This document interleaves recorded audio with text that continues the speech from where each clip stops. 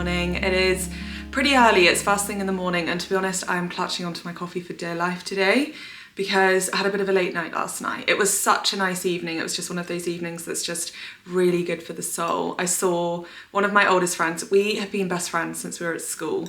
And we went and we did a Pilates class, and then we went to a really gorgeous pub actually that's just been renovated and had a really lovely dinner. But somehow after 15 years of friendship, we still can't shut up. We just still cannot stop talking when we get together. So we just ended up being in the pub till it closed, and we had the best time. She's the kind of friend that I think is so special because we know each other so deeply and so well that we kind of can just, it's like being in a relationship, a marriage. We can honestly finish each other's sentences. Like last night I said to her, "You will never guess who texted me." And immediately, straight away, she guesses right. And this is someone who hadn't texted me for 8 years. So how she's guessing that, I just don't know. And then I like referenced what they had said to me, and she just filled in all the gaps and was like, "Oh yeah, because do you remember blah, blah, blah." It's just so effortless being around people that know not only your whole life and everything you've been through and all of the different characters that have been in and out of your life over honestly your whole adult life, but also she just knows my soul, you know? She genuinely knows who I am to my core. She's seen me in every phase of life and is genuinely someone that I would consider to know me better than I know myself, which I don't think there's many people on the planet that I could say that about. So yeah, it was a very fun evening, but also a very late evening because just yap, yap, yap, yap, yap, yap, that is us. Anyway, talking of talking, I actually wanted to do something a little bit different today because so I'm somebody that watches a lot of YouTube. I always have YouTube on. Basically, I don't even know if this is a healthy habit. It's probably because I live on my own, but as soon as I wake up, there's a YouTube video on in the background, and honestly, all day, as I'm like pottering around the house, cooking, cleaning, doing all the things that I do, there's always something on in the background. It's just my comfort. And I watch a lot of YouTube. I don't really watch a lot of TV, it's always YouTube. I really like it when my favourite YouTubers every now and then do a video that's more of sort of a chatty video that I can just press play on and just go about my day, you know, do whatever I need to do. And it's just that, it's like company, it's like having a friend and a familiar voice in the room. And I know that my videos are very kind of visual, and I always get this feeling that because I'm always just vlogging what I'm doing and I'm out and about, I always kind of feel like I never get the opportunity to properly sit down and really chat and just talk about things that I guess are not naturally coming up in the day, you know, topics that aren't going to just pop into conversation, you know, if that makes any sense. So I thought every now and then I would do a video like today's video where it is more of a chatty video. It is one that you can just pop on in the background, keep you company, we can properly catch up about things. It really feels like we're just two people, like my friend and I in the pub last night, just talking about life and doing our best to honestly get through life together. So as I said, it's first thing in the morning. I'm about to go and sit and get comfy and just spend my morning chatting to you. But I thought I'd mention a couple of things that I've been taking recently that I've really felt the benefits of and really seen the difference from taking. A couple of months ago, I had a really incredible free phone consultation with this amazing brand that actually offers that service to everybody free, which I think is incredible. And it's a supplement company called Wild Nutrition, who I'm so happy to be working with on this part of the video because it's just a brand that's actually taught me so much. And as I said, their products have genuinely made a difference in my day. So Wild Nutrition really are experts in women's nutritional health. The products are formulated by women for women. And one of the things that I learned that I found so interesting is that 95% of the supplements on the market are derived from synthetic ingredients, which really affects our ability to absorb them. Whereas Wild Nutrition use food-grown ingredients as close to their food source as possible. So our bodies recognize the supplements as food and readily absorb them, meaning that they're better retained and overall better for us. One of the things that I truly think sets Wild Nutrition apart is that they offer a free 60-second quiz and also a 15-minute phone consultation with a qualified nutritional therapist who really help to determine what supplements are going to work for you personally the best. I had such an amazing consultation call with them. I learned so much. I just felt so heard, so understood, and so confident that the supplements that they recommended are really going to support my lifestyle and the stage of life that I'm at and, you know, my goals. These are two of the supplements that I've taken this morning, something that I just know will really support me today. So firstly, we have my vitamin D, which I think is so important for everybody. It's estimated, I think, that 50% of the population is vitamin D deficient. So this is something that I think probably everybody could benefit from, especially at the moment. And then I've also taken my energy support just to really stabilize and regulate my energy levels throughout the day. Also, I have a code for 50% off your first 3-month subscription, which is Wild Hannah. I'll make sure I popped all the details on screen and also in the description box. It's worth mentioning that you can pause or cancel your subscription at any time. I really genuinely would encourage you to just go have a look at the website, maybe book yourself a 15-minute call. It's something that I've honestly put all of my friends onto already. And yeah, anyway, I'm gonna honestly make myself another coffee and then I'm gonna go sit, get comfy somewhere, and we can just get into it. Like I was saying earlier, I really want this to just feel as close to us sat in my kitchen on a sunny morning, just having a chat. So bear with me if my answers are a bit rambly because I'm just thinking out loud. So I'm going to do a couple of topics about me and then I'm going to move on to the bit that I'm really looking forward to, which is talking more about you. Also, one thing about me is when I'm thinking, I'm doing it now, I always look down. I don't know why, that's just something about me. So if you see me looking down a lot, I'm just really thinking about what I'm saying. So we're going to start with a pretty heavy-hitting question, which is, are you happy? I always think unless you answer this question really surface level and just base it on what's happened in that day or what's happened in that week, then I think it's a really complex question and one that there are so many different answers to all at the same time. I think one thing I've definitely learnt so far in life is that happiness is not a destination, as it's so often made out to be. I think so often when people are asked, what do you want from life? So many of us, probably including me, really, will say, I just want to be happy, as if it is this kind of destination that we get to, it's what we're striving for. And once we've arrived, we will only experience happiness. But I don't think it's as simple as that. I think happiness is something that if we're lucky, we get to experience moments of and periods of our life where we feel happiness is kind of like our dominant emotion. But I also think happiness is complicated because you can feel so many things all at once. We can have parts of our life that are making us so happy and parts of our life that are maybe more complicated or aren't making us happy or are making us frustrated or sad or all of these things all at once, even down to sometimes we could be having a really, really bad day. If you put yourself, for example, if you've ever been through a breakup and you have those days where you can barely bring yourself to get out of bed and you're crying, and then your best friend calls you and you find yourself hysterically laughing.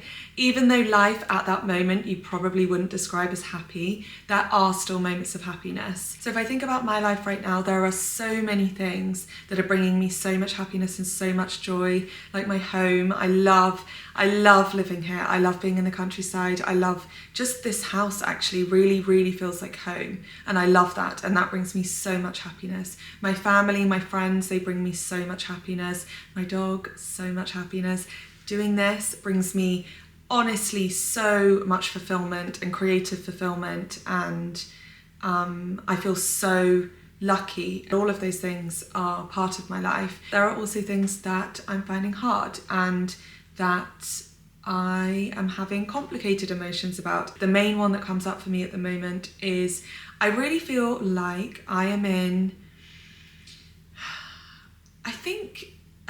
I don't know, maybe a period of change. Maybe, sometimes we go through periods of life that feel like really pivotal moments where we kind of evolve into a different version or our life evolves in some way. And I really have that feeling. I've been feeling a lot recently. I no longer am 21. I no longer feel really young. And being young doesn't feel, I think for so long, that's a huge, huge part of your identity. You just identify as being young, and that kind of gives you permission to have so many things not figured out yet. And it gives you this feeling of time, that we have so much time, which I think is an illusion, but it's just part of that experience of feeling young. But now I don't not feel young, but I don't feel young in the same way. And I feel confused about how I should be feeling. I don't feel completely ready to sort of move to the next chapter in life. I think I thought at this time in my life I would feel so ready and so at peace with moving on to the next stage, which I guess is, starting a family And now that I'm here and now that I've arrived at sort of the time in life when I thought that that would be my priority, I feel like I have so much more life to live still, which is really confusing. And I was talking to my friend about it last night actually, and one of the things we both agreed is that maybe COVID is a part of that, because obviously COVID took away the sort of freedom for a few years of my 20s, and maybe that's, I don't know. Anyway, it's very complicated. If anyone can kind of make sense of what I'm saying or can relate to what I'm saying, then I would love to hear that, because yeah, I am really happy, but I'm also so many other things at the same time, and I think that's probably a very human experience and probably how so many of us feel. But I know that if we are lucky enough to experience moments or periods of happiness in life, then I think that's all that any of us can really strive for. Maybe contentment would be a better thing to strive for. The next topic is, what's the reality of sharing your life online, the good and the bad? Do you ever get unkind comments on YouTube, and how do you deal with it? So, one thing that I feel really fortunate about is that I don't often get unkind messages that come directly to me. I know there are places on the internet that I could go looking for unkind comments, but one thing I would say about me is that is something I'm really disciplined about. I will never spend my time going and looking for sort of places on the internet where people are just there to say unkind things that won't serve me in any way. And I've always very much had the view that anybody that truly just has unkind things to say about anybody, whether it's online, in real life, whether it's people gossiping, if they just have unkind things to say and they're in no way sort of helpful or constructive, then that always says more about them and sort of something that they're going through, or something that they feel about themselves, or something that they are unhappy with in their life or not healed from. It always says more about them than it does about the person that they're talking about. It's that saying that what people think of me is none of my business. I really truly believe that, but that doesn't mean that there aren't harder bits to sharing my life online. But let's talk about the good, because there is obviously so much good, and the good far outweighs the bad. So I would say probably, or one of the best things about sharing my life online is how creatively fulfilling I find it. I think I'm somebody that's never really I never really knew what my path in life would be. I was never really sure, and actually we're going to talk about that a bit later. But I never really had a clear sense of direction. I didn't know what my life would turn out like. And I always had this real feeling that I wasn't a creative person. I think because I come from such a creative family. Both of my parents are artists. My sister is so musically gifted. Honestly, she's just beyond musically gifted. She's got an incredible voice, but more so, she can create music from scratch. I don't even know how you do that. She just imagines, I really don't know how that happens. And she can play any instrument really that she picks up. She's just so talented. So I think I always had this feeling that I wasn't creative, because I was always more sort of academically inclined. I always did pretty well at school, and that was always really important to me. And I always kind of knew from when I was young that I would follow a more traditional kind of academic path than actually anybody in my family did. And that is what I went on to do. So anyway, I didn't know that I was creative, I think, until I started my YouTube channel, and then I realised that this is my way of expressing my creativity. Nothing gives me more joy than sort of capturing moments and the things that I find to be really, really beautiful, and pull them all together in a way that I find meaningful, in a way that I'm able to share, and in a way that I'm able to sort of store those moments and those memories. I find that so creatively fulfilling, and it gives me so much joy.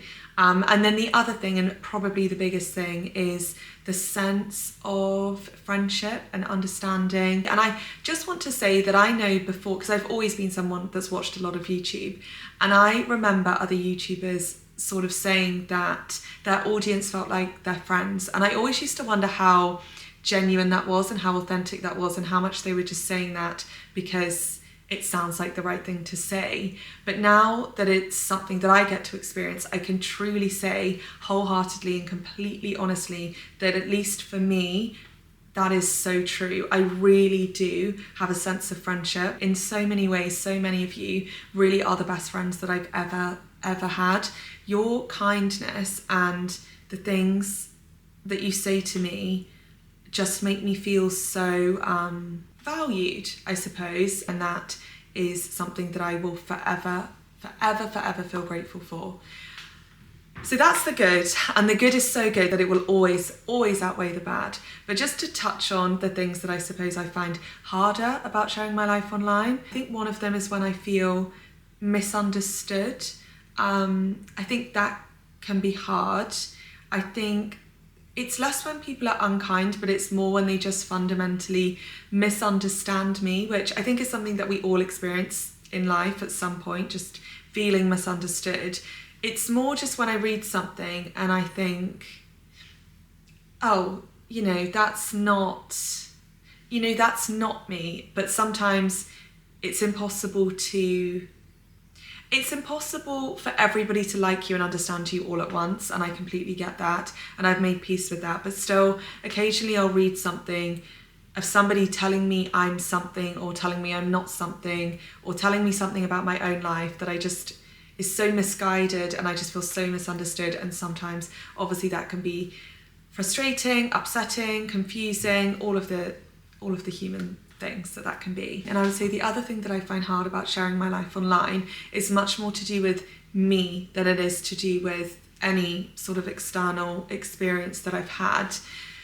But sometimes I can be somebody that has a lot of self-doubt, and somebody that definitely struggles with not feeling good enough in so many different ways. And that could be everything and anything from my physical, the way that I look. And obviously that's something that you're really confronted with a lot, because I spend so many hours a week looking at my own physical being in a way that I don't think is I know is not normal or healthy.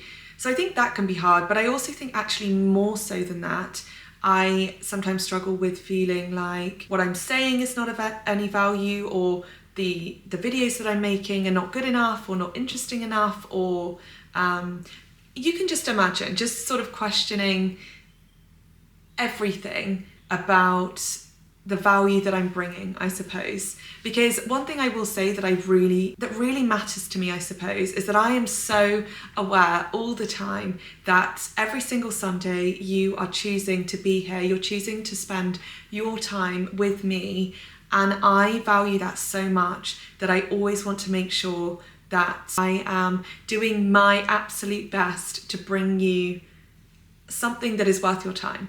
And that's something that I struggle with, and that's something that I find hard, because I just think it's in my nature and it's who I am to always feel like things aren't good enough. And it also depends, just to be really transparent, on how I'm doing mentally, because I've shared before, but I'm somebody that, I have OCD, actually have OCD, and obviously if that is at a point where that voice is really loud, then obviously that can be a bit of a bully and can tell me even more that things aren't good enough and that I need to redo things, or you should have done that differently. So yeah, that probably summarises the good and the bad of sharing my life online. But obviously it goes without saying that the good so far outweighs any of the harder parts. Yeah, it's so worth it. So the last topic about me is moving back to the Cotswolds everything you hoped it would be, and can we have a tour of your cottage? I feel so at peace here. It feels like I'm exactly where I'm supposed to be. It's meant that just naturally I'm spending so much more time outdoors, which I think for me in particular is so healthy for me. I really feel, and I've always felt, such a tie to the countryside, probably because I've grown up here and I spent so much of my childhood outdoors. It really feels like a really integral part of me. I love that where I live is so private that I can just in the morning just open my door, open my windows, let the outside in, let the fresh air in. I love that. I'm closer to my friends and family, so I see so much more of them, which is everything to me. I love my home, being able to get a train into London in an hour. I love being in driving distance of all of my favourite shops and garden centres, and it truly has been everything and more that I hoped it would be. I know to some people it can seem like a strange choice to be young and make the choice to move myself to a rural village where I'm not in a city and not surrounded by, you know, the bars and all of that sort of thing. But that's something that's still, you know, a part of me, and I still love that side of things, but it's something that I can go and do sometimes rather than only getting to be in nature and the countryside sometimes. I prefer it that way around. In answer to a tour of the cottage, the reason that I haven't is kind of twofold. So firstly, it is from a safety perspective, because I remember seeing online, it was some sort of police person saying that one thing that you should never do online, and this just goes for anybody and everybody because all of us have social media now, they were saying one thing you should never do is do a walkthrough of your home online, just because if you imagine somebody with, you know, bad intentions who wants to steal something from your house or harm you in some way, obviously having a complete walkthrough of the inside of your house so they can see all of your doors and windows and where your valuables are and just all of that sort of thing, I can totally see how that just doesn't feel safe. But there's also just the fact that this is not my own house, as I've said.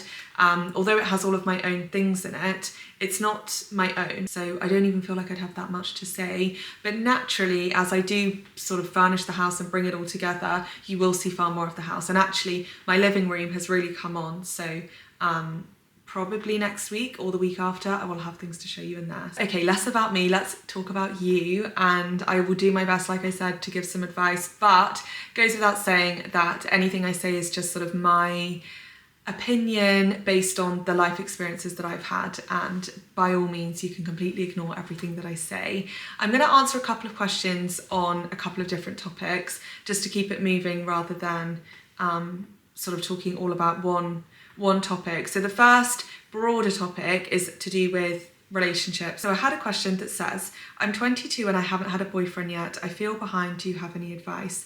And funnily enough, I actually had quite a few really similar to that. Even people as young as 18 saying that they feel behind. And I'm going to give you the advice that I would give to anybody in their early 20s or even younger than that, or that I would have given to myself, or that I have given to my younger sister at various points in her, you know, in her 20s, which is, please don't spend your early 20s prioritizing finding a man, finding a boyfriend, finding a romantic partner of any kind, because there is so much time for that, so much time. When you are, say, in your 30s, in your 40s, whenever it is that you do choose to, if you choose to, get married and settle down and have kids, that will then be your experience for the rest of your life. So if you get married when you're 35, you hopefully, fingers crossed, the intention is anyway, to stay married then for the rest of your life. And that is so much time. So my biggest piece of advice is enjoy being single, being carefree, focusing on yourself, experiencing as much as you can, experiencing, you know, dating lots of different people, but not just dating, experience living in different places, different jobs, different career paths, being different people, trying different hobbies, just really learn everything you possibly can about yourself and who you are and what you want from life and about the world. I promise you, when it's your turn and when it's the right time in your life, the right person will come along. But please don't make it a priority or feel behind, because if anything, you're in the most exciting part of your life and you have literally the rest of your life to figure out the romantic side of things. And I also would just say, the more that you do prioritize men and finding a man or a romantic partner of any kind, the more you are likely to end up with somebody who maybe isn't meant for you. Because I think if you're desperately looking for something, you will often overlook things that maybe you shouldn't be overlooking and end up with someone that maybe isn't quite right for you just because you wanted somebody, anybody. So that's my advice. Don't feel behind. You're actually in the most fun part of your life. Embrace it. and focus on yourself. Oh, okay. My boyfriend cheated on me with my best friend, but I still love him and I think he's the one. Do I stay or leave? I'm saying this with so much love and so much understanding of how you are feeling in this moment, but that is not your best friend and he is not the one, and I can promise you that. So let me first start by validating how you feel, because although that is just such an unbelievable betrayal that I just can't even imagine how devastating that must be, I also understand that you still love him, because love, unfortunately, as all of us know, is not something that you get to choose, and it's not something that you can just turn off. And probably most of us can relate to being in a situation where you love or have love for somebody that really doesn't deserve that and really shouldn't be on the receiving end of love from you, but it's not something we can always control. Love is not always an indication that they are your person or the right person for you. Love is not always enough, and love should not always be enough, and this is one of those examples. I promise you there are people that will treat you just immeasurably better than this man has treated you. And I also promise you that at this time in both of your lives, that girl is not your friend. And I phrase it like that because people can do things that we might not understand, and people can do things that seem so cruel and so unkind and so selfish. A bit like I was saying about the unkind comments earlier, it always says more about what they're going through and something that they need to heal from in their lives. If you are capable of doing that to one of your best friends, there's something that she probably needs to heal from, but that is not your problem. It's not your responsibility. It's not an excuse that means that you should stay friends with her. Normally I would try and give a more balanced answer, but this is pretty clear cut that neither of those people are your people, and you will find so much peace in just moving on from that situation, I promise you. Finally, on relationships, this one was in my DMs, so I've just screenshot it because it's a bit longer. Hey Hannah, after a long distance relationship of 6 years, my boyfriend and I finally moved in together a few months ago, and beforehand I thought that living together would be a dream.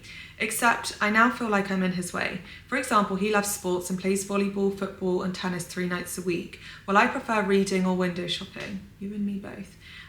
During the weekend, he always wants to either go skiing or biking, and even if I like those activities, sometimes I just like to relax, go to a nice restaurant, or maybe go to the cinema. But when we do those things, I feel like he'd spend his time differently. Basically, I feel like we both live better on our own. I talked to him about it, and he said that he's happy living with me and he doesn't feel any of the emotions that I feel. Before now, I've lived on my own for the past 10 years, so could it just be that I need to get used to living with him, or could it be that our love has come to an end? Also, do you have any advice on how to merge our two lifestyles? Thanks for the help and love you. Love you. I would say this is kind of twofold. I would say on one hand, I do think there is definitely going to be a huge adjustment period, and maybe you are just still in that adjustment period, because if both of you were living alone before, you were able to be, in the best way, very selfish with your time and really figure out who you are and how you want to spend your time, which is an amazing thing. But also, the more time we spend on our own and living in a way that's really true to us and really knowing ourselves, I guess probably the harder it is to then merge two lives together. And I don't know anybody, myself included, that hasn't had an adjustment period when moving in with a partner. I think that's so natural, and it might just be that yours will take that bit longer because you have lived apart for so long. If you've managed to do long distance for 6 years, there's obviously something amazing about the connection that you have with each other. But then there is also the compatibility element of it all, which I think needs to not be underestimated, because in order to build a life with this man, you need to enjoy doing things together. I think it's so healthy to enjoy doing things separately. That's so healthy. But I also think you do need to find common ground of things that you enjoy together. And whether that's like a completely new activity that neither of you do separately and that you find together and enjoy together, or whether that's really putting the effort into getting to know and love at least one of each other's activities that you like to do. So for him, maybe going to the cinema, and being really present when you are there with you and not making you feel that he'd rather be somewhere else. And maybe for you that's being more adventurous and going with him and doing his sports that he loves to do. I think there's definitely going to need to be some sort of compromise there. But I also don't want you to underestimate the fact that your partner doesn't need to be everything. You can have your partner as part of your life, and I know it will be a huge part of your life, but also doing things separately and doing things with friends and doing things away from your partner, I think is so healthy for both of you. So to me, I definitely don't think, it doesn't sound like it's an issue to do with loving each other less or not loving each other anymore. At least at this stage, it doesn't sound that way. But also I do just want to say that if you really try and make this work and you are both willing to compromise and work on it, which I think is crucial, and you give it a really good go and it doesn't seem to fit, then don't be afraid of just realizing that sometimes love isn't enough. And sometimes compatibility really is so important when it comes to building a life with somebody. And don't fall into the trap of staying just because you've invested so much time. That's something that would come further down the line. It sounds like after 6 years, I'm sure you guys have got this. I'm sure you can figure it out, and I'm rooting for you. Okay, the next topic is things to do with sort of finding your purpose in life and your direction and that sort of thing. So, I'm scared that I'll never truly find my path in life and that I'll never know what to study. So I did touch on this earlier when I was talking, what was I talking about? Oh, finding creative fulfillment in life. So I can completely relate to this. I never knew, well, when I was really, really young, I think I thought I wanted to be a vet just because I love nature and animals so much that I thought, obviously I'll be a vet. I think as I got older, I realised what's actually involved in being a vet, and I'm too soft and too sensitive to ever be a vet. I just don't think I could cope with the harder parts of being a vet. So I very quickly realised that probably wasn't going to be the path for me. But then there was never anything that really truly felt like my calling in life. You know, some people have always known they want to be a doctor or a lawyer or a singer or something. They've always had a really clear idea of what it is that they want to be. I was someone, and still am someone in so many ways, that never really had that feeling of certainty about what I wanted to do, or really any inclination.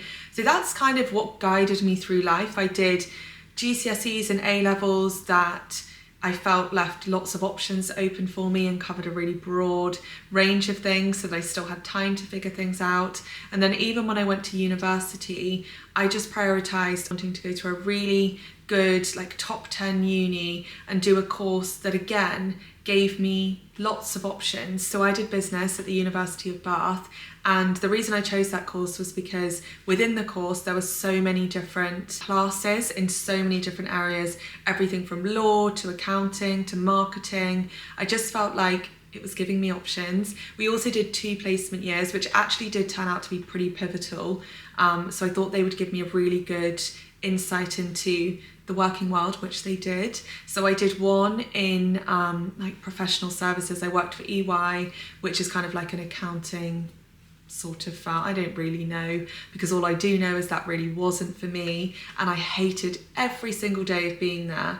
And there's a conversation that I think I've spoken about before that I had when my time came to an end there. I had a conversation which I found really difficult at the time, and it really felt like rejection, and it felt like being told I wasn't good enough. But now that I'm older and I understand, it actually was just giving me guidance, and actually the right kind of guidance, because my sort of big boss that I worked under, we did this review, and she essentially said, I don't think this is for you. I think you are a creative person, and I think you'd be more suited to working for a magazine like Vogue, were literally her words. And that really felt like rejection at the time, and it felt like being told I wasn't good enough at that job and I couldn't do it. But I now realise she actually just saw me for what I was and knew that that would never make me happy, which was so true. So then for my next placement, I worked for L'Oreal in their head office, and I had a much better experience. I actually loved my time there. It was a much more creative job, and my team was incredible, and I had a manager that really championed me, and I feel so grateful to have had that experience in my life, which is what then led me to go back to L'Oreal when I finished university. I was lucky enough to get onto their graduate program, and I worked there for 3 years, and ultimately that wasn't my path either, and that became really, really clear. I knew that wasn't my place, and when they offered me roles at the end of the grad scheme, I didn't want any of them. So I took a leap of faith and I said no to that, which felt very scary at the time. And I went freelance doing what I had been doing in L'Oreal, which was kind of a social media-ish sort of role, but not in the way that I'm doing it now. And then the next change to my path came because COVID happened and I couldn't do my freelance work. And I had all this time on my hands and I was living away from my family and friends, and obviously we couldn't see them anyway. So I picked up the camera and I started a YouTube channel just to sort of feel connection that I was missing and document my life and have a creative outlet. And obviously that turned out to be the best thing that ever happened. So all of that story about myself just to say that I never figured it out. And even when I thought I had it figured out, I didn't, and I changed my mind. And in the end, life kind of figured it out for me. That being said, I don't feel like I'm done. I don't feel like there aren't next steps and more changes in the path that I'm on. I think that there definitely are. I feel that really deeply in me, but I don't know what they are. So I'm still feeling the way that you're feeling. So I truly believe that life has a plan for you and it will find its way to you. Give yourself as many experiences and as many options as you can, and one day it will all make sense and one day it will click. How to accept 9 to 5 working. I'm trying so hard to still enjoy my days. I think what I'm about to say can be summarised by the grass is not always greener. I am somebody that obviously has worked a 9 to 5 and then also now works completely self-employed for myself from home. So I think I have a really good understanding and a good perspective on the pros and cons of sort of a more traditional job where you are maybe going into the office 9 to 5 and you're working for a big company versus working for yourself, which is something that I think is so glamorized now. I think social media in itself has sort of made this narrative explode that we should all be aiming to work for ourselves, to be self-employed, be our own boss. Like that should always be the ultimate goal, you know, build huge companies of our own, build brands. While I think that so is the path and so should be the move for so many people, I also think there are so many parts of that people don't talk about that aren't as glamorous and that actually are things that I really miss from days of working, you know, in a company. I think one of the biggest misconceptions is that by working for yourself, you have so much more freedom and time off and you can travel and you can set your own hours. And yes, there are elements of that and that can be very true. But also I have never worked more or felt more pressure than this time in my life when I'm self-employed. You're never not at work and you are never in a position, there's always something more that you could be doing. So even when you're trying to have time off, there's a voice in the back of your head that says, but you could be doing this, you should be doing this, you'd be further ahead if you did that. There is just always this relentless and honestly sometimes exhausting voice in your head saying that you should be doing more. I also think there can be an unhealthy lack of balance because obviously theoretically, as much as I could choose to not work and to have a day off, I also can choose to work every single weekend, every single evening, 11 o'clock at night, which does happen, probably far more often than it should. So I really, really miss the 5 o'clock feeling of just knowing I'm done and whatever I want to do that night, I can do. I also miss the feeling of being able to think, so if something goes wrong at work, being able to think it's not the end of the world because ultimately you're working for somebody else, there's people in your team that can help, and the bottom line is, this might sound selfish, but the bottom line is it probably won't impact your life that much. That's not the same when it's your own business, your own company, whatever. If something goes wrong, that is your whole life that's at stake. But also what I would say is your time working in a 9 to 5, if that's not something that you see for yourself forever, is invaluable in terms of learning. Because I assume if you're working for somebody else, then you're probably working for a company that somebody else has built.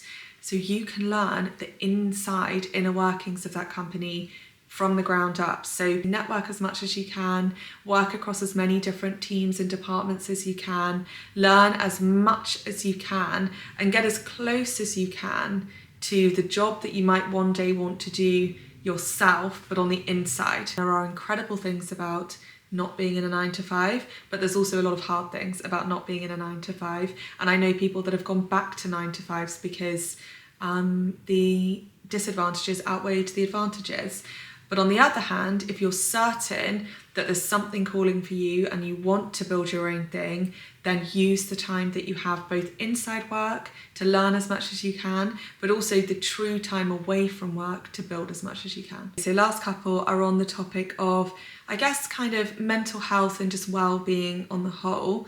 So one that I think probably a lot of us, and definitely me, can relate to. Feeling addicted to my phone/social media as my downtime. How do you manage this? So let me just start by saying I do not always manage this. This is actually something that I've been really aware that I'm not doing well with recently. And there is a complete correlation between too much time on my phone and feeling worse about myself, my self-worth, having more self-doubt, and feeling less productive, and feelings of comparison, and just feeling not, like, a lack of mental clarity and a lack of being present in the real world. There are so many harmful things for me personally that come from spending too much time on my phone. But the most success I've ever had with having healthy boundaries with my phone and social media is when I implemented the kind of little rule to myself that I don't go on my phone within the first hour of waking up, and I don't go on my phone within an hour of going to bed at night. Because I think something about that really helps to just break the cycle and make you more conscious of the time that you're spending on your phone. I also think it just starts you with a much healthier mindset to the day, and enables you to sleep better at night, which again starts your day off on a much better sort of note the next day. And that bit of positive momentum in your morning is often enough to just make you more aware of your phone usage in the day when you constantly keep picking it up, because it is just an impulse, it's just a habit. And I've never had much success with sort of removing the apps from my home screen or anything like that, because my brain just very quickly creates new pathways that goes, oh, okay, now we do 3 different clicks to get to this app. It doesn't really work for me, so I just have to be really strict with myself in the morning. And although my brain is going over the addiction, which is really scary, but the addiction to our phone is going over and over again. Reach for your phone, open that app, where's your phone, go on your phone. Enough days in a row of not doing it, and that voice gets much quieter, and it's just much easier to do.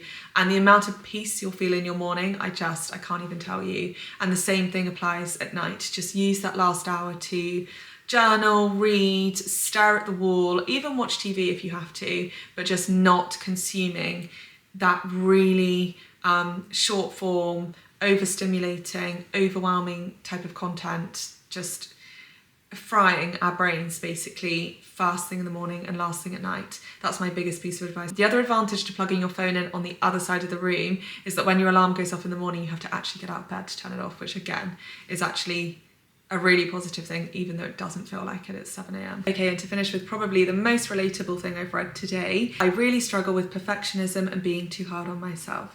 Well, you and me both. I can't tell you how much I relate to that. I would say this is probably the thing on the whole that I struggle with and have struggled with the most my entire life. And as somebody with OCD, I think the two together just create a perfect storm, or not a perfect storm, a nightmare of a storm, and is something that I have really consistently struggled with my entire life. So I know how you feel, let's start there. So I have the type of OCD that's really, really rooted in perfectionism and is really interlinked with my self-worth as well. And it's not the sort of like, I think OCD can be so misunderstood sometimes, and I know this question isn't about OCD specifically, it's just my experience, so I just want to explain that side of things before we get into what's helped me. But yeah, I think OCD is really misunderstood. I think a lot of people think it's just the compulsive side of OCD, I think, is what people sort of recognise most commonly. So people that have compulsions around cleaning, so their house has to be really clean, people who have compulsions around like germs and things like that, or the common one, kind of patterns around, you know, checking a door handle a certain amount of times and things like that. I don't actually have any of that. Mine is more, perfectionism is really the only way that I can describe it, but to a sort of debilitating degree. And maybe this is something that I actually can talk more on at another time, because we're not actually specifically talking about OCD right now. But this is something that I did some work on in therapy. So the advice that I'm going to give you is advice that has actually come directly from a therapist around perfectionism. So I know for OCD, the only sort of treatment, or I think the only sort of treatment that they've sort of seen success with is exposure therapy. And I think this will be very similar with themes of perfectionism. So that's basically feeling the fear and doing it anyway. For example, when I'm filming certain shots, let's say I'm making, I don't know, like an Instagram reel or something, I will have an idea of what I want that shot to look like. I'll set the camera up, I'll do the shot, I'll watch it back. And because of my OCD, I will notice things that honestly, other people would never notice, like something being slightly crooked or slightly off center, or you know, there's something in the background that could have looked better and should have looked better. And I'm not really articulating this very well because it's hard to articulate, and it's such a constant ongoing dialogue in my mind that I can't really, it's hard to sort of pick out specific thoughts because it is happening all the time. The whole time I'm talking to you, it's also happening. I have two voices in my head running at the same time, which can be exhausting. But in terms of the exposure therapy, which is why I'm giving this example, for me, what it would have to be is I might have spent all morning shooting something. I will watch it back. Something tiny, like, you know, something being crooked or out of place, will make me want to delete all of the footage and do it all again. And on the days when my OCD wins, I will do that, which is obviously an awful use of time, and it really takes the joy out of the creative process. So what I should do, and what exposure therapy in my very specific example that I'm giving would be to post that anyway and not worry about the perfectionism and the OCD of it all. I'm finding it really hard to separate perfectionism and OCD in this. I know you are just talking about perfectionism, but I think because for me they're so intertwined, and I now understand that what I always thought was perfectionism is actually a condition, OCD. I find it hard to separate, but I know that the same sort of principle will probably apply. So whenever you're having those overwhelming feelings that really, you know, deep down are irrational around your perfectionism, and whenever you're getting yourself into that, for me, what would be sort of a compulsion, which would be doing it again and again and again and again and again, and it probably never being perfect enough, you really have to break that cycle and just do the thing. Whether that's, because in your example, I think you said it was university that you're struggling with perfectionism with. In that example, let's say you've spent 2 weeks doing a piece of coursework for university. Really, you know, deep down, you've put everything into it, you've done all the work, and moving a comma to here or there, or separating a paragraph or rephrasing a sentence probably isn't going to get you any closer to this unrealistic pursuit of perfectionism, which we all know is an illusion. I know that too, but I also still struggle. What you should do in that case is get to a rational point where you think, okay, I've done what I can, and just submit it. And the more you break that cycle, and the more you see, oh, that came back and I got a really good grade, the more those sort of irrational loops in your mind will start to break down. I hope that helped. I feel like I talked a lot more about me than I did about anything else. Okay, I've been talking for a really, really long time, and you're probably completely sick of hearing my voice now, so I'm going to leave it there. But what I did want to ask was, is this a format that you might potentially enjoy alongside and in addition to the vlog content that I do every Sunday? Because I've kind of just been maybe considering, in the very early stages of maybe thinking about whether I could do the two alongside somehow. So there would still be a vlog every single Sunday, but then there might sometimes be something in this format. I'd really love to get your opinions on that and just your thoughts. Thank you so much for just sitting and chatting with me. I've really enjoyed it. It feels nice just to share a bit more about me on topics that I don't normally ever get around to talking about. So yeah, I hope you have the best week, and I'll catch up with you in a vlog, back to the usual vlog programming next Sunday. Bye guys.